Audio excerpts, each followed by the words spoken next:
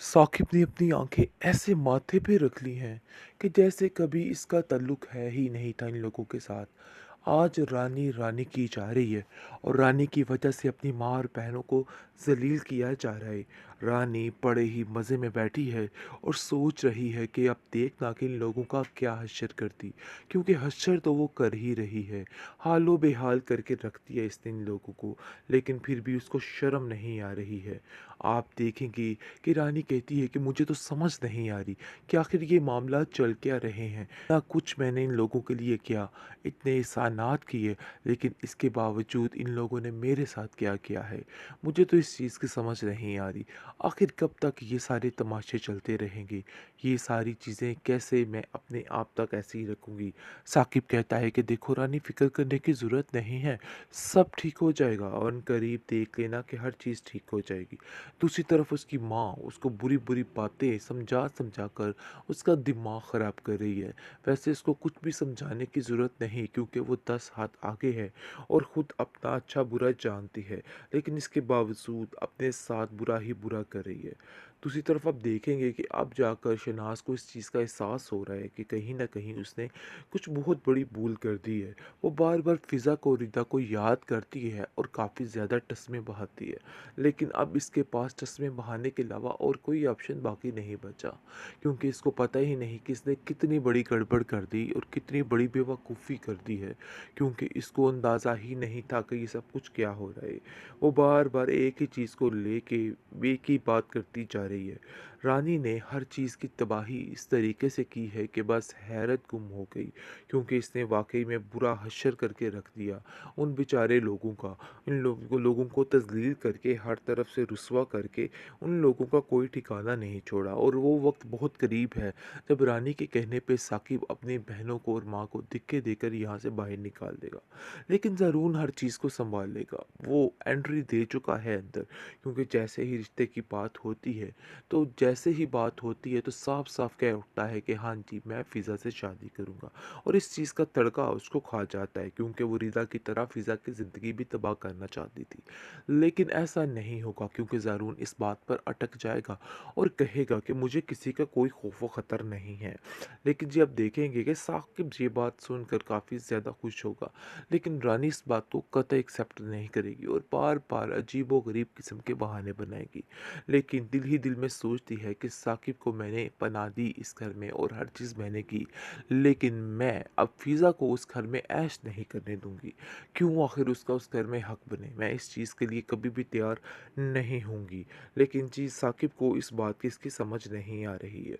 बहरहाल काफ़ी ज़्यादा परेशान है ज़रूर उनकी माँ, और कहती है कि मुझे समझ नहीं आ रही कि आखिर तुमने क्या सोच के ये फ़ैसला किया है और क्यों ये फ़ैसला किया है। मुझे तुम्हारी इस बात पर बहुत बड़ी हमाकत नज़र आ रही है और ऐसा लग रहा है कि तुम्हारी बेवकूफ़ी ऐसा ना हो कि हर चीज़ ख़त्म कर दे। बहरहाल जी आप देखेंगे कि बहुत ज़्यादा परेशान हो चुकी है ज़रून की माँ, और कहती है कि मुझे तो समझ नहीं आ रही रानी कि आखिर इस मसले को मैं किस तरीके से हैंडल करूँ, क्योंकि ये सारा कुछ मुझे इतना आसान नहीं लग रहा जितना हमें नज़र आ रहा है। बहरहाल बहुत परेशानी बढ़ चुकी है और वो दोनों माँ बेटी प्लानिंग की तरफ आ रही हैं और सोच रही हैं कि आखिर क्या प्लानिंग करें तो ये सारा कुछ ख़त्म हो जाए और हर चीज़ अपने सारे मकसद पर आ जाए। लेकिन रानी के साथ ये ही होगा, और सबसे बड़ी हार फ़िज़ा की शादी ज़रून के साथ है और इसके अलावा कुछ भी नहीं, क्योंकि वो जिन बातों को पीछे छोड़ आई है अब जाकर उन्हीं के आगे लेके आके इसको सारा कुछ भुगतना पड़ेगा। जो कुछ करना था सो उसने अब कर लिया। साकिब ने अपनी आंखें ऐसे माथे पे रख ली हैं कि जैसे कभी इसका ताल्लुक है ही नहीं था इन लोगों के साथ। आज रानी रानी की जा रही है और रानी की वजह से अपनी माँ और बहनों को जलील किया जा रहा है।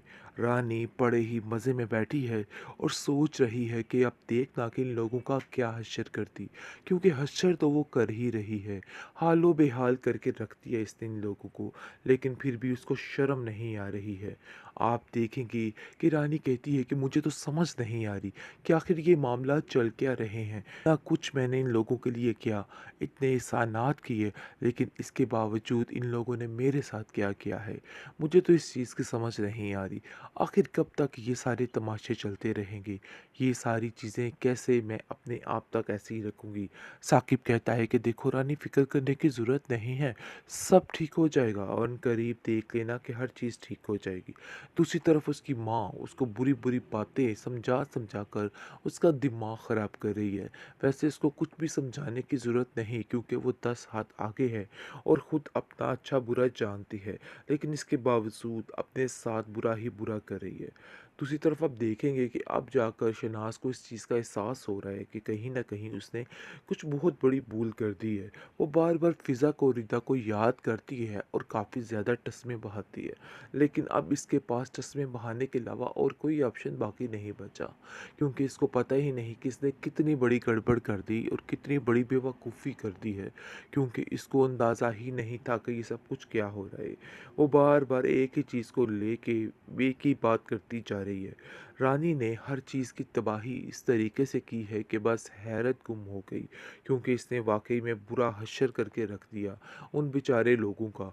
इन लोगों को तज़लील करके, हर तरफ से रुसवा करके उन लोगों का कोई ठिकाना नहीं छोड़ा। और वो वक्त बहुत करीब है जब रानी के कहने पे साकिब अपनी बहनों को और माँ को धिक्के देकर यहाँ से बाहर निकाल देगा।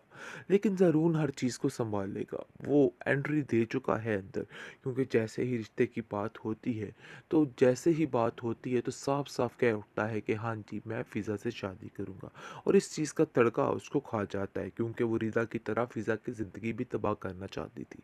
लेकिन ऐसा नहीं होगा, क्योंकि ज़ारून इस बात पर अटक जाएगा और कहेगा कि मुझे किसी का कोई खौफ व ख़तर नहीं है। लेकिन जी आप देखेंगे कि साकिब ये बात सुनकर काफ़ी ज़्यादा खुश होगा, लेकिन रानी इस बात को कतई एक्सेप्ट नहीं करेगी और बार-बार अजीबो-गरीब किस्म के बहाने बनाएगी। लेकिन दिल ही दिल में सोचती है कि साकिब को मैंने पनाह दी इस घर में और हर चीज़ मैंने की, लेकिन मैं अब फ़िज़ा को उस घर में ऐश नहीं करने दूँगी। क्यों आखिर उसका उस घर में हक बने? मैं इस चीज़ के लिए कभी भी तैयार नहीं होंगी। लेकिन जी साकिब को इस बात की इसकी समझ नहीं आ रही है। बहरहाल काफ़ी ज़्यादा परेशान है ज़रून की माँ और कहती है कि मुझे समझ नहीं आ रही कि आखिर तुमने क्या सोच के ये फ़ैसला किया है और क्यों ये फ़ैसला किया है? मुझे तुम्हारी इस बात पर बहुत बड़ी हमाकत नज़र आ रही है और ऐसा लग रहा है कि तुम्हारी बेवकूफ़ी ऐसा ना हो कि हर चीज़ ख़त्म कर दे। बहरहाल जी आप देखेंगे कि बहुत ज़्यादा परेशान हो चुकी है ज़रून की माँ और कहती है कि मुझे तो समझ नहीं आ रही रानी कि आखिर इस मसले को मैं किस तरीके से हैंडल करूँ, क्योंकि ये सारा कुछ मुझे इतना आसान नहीं लग रहा जितना हमें नज़र आ रहा है। बहरहाल बहुत परेशानी बढ़ चुकी है और वो दोनों माँ बेटी प्लानिंग की तरफ आ रही हैं और सोच रही हैं कि आखिर क्या प्लानिंग करें तो ये सारा कुछ ख़त्म हो जाए और हर चीज़ अपने सारे मकसद पर आ जाए। लेकिन रानी के साथ ये ही होगा और सबसे बड़ी हार फ़िज़ा की शादी ज़रून के साथ है और इसके अलावा कुछ भी नहीं, क्योंकि वो जिन बातों को पीछे छोड़ आई है अब जाकर उन्हीं के आगे लेके आके इसको सारा कुछ भुगतना पड़ेगा। जो कुछ करना था सो उसने अब कर लिया।